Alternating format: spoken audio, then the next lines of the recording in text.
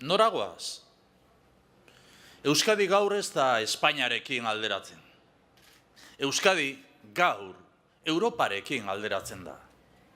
Eta ea horrela ulertzen duten, asko egin dugu, eta horregatik gainditu ditugu Espainiako markak, baina egiteke asko daukagu, Europako herrialde aurreratuenak gainditzeko.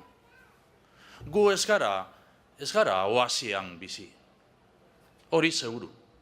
Baina gure aldameneko beste alderdiak ideia errealisten basamortuan daude. Argi eta garbi. Ez dute proiektu errealistarik Euskadiren etorkizunerako. Eta berriro esango dut eta esango dugu. Bide honetik goaz. Oso erraz ulertzen da. Duela 3 urte atzeraldian geunden, eta orain hazkundean. Ulertzen da, ez da?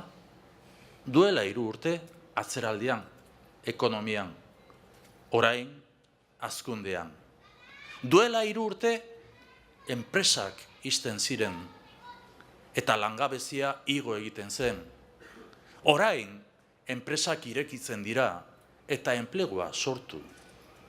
Duela 3 urte industria beherakazioan, eta orain industria indartzen ari da.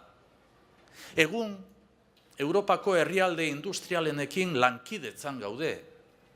Vanguard deritzon ekimenean erreferente gara.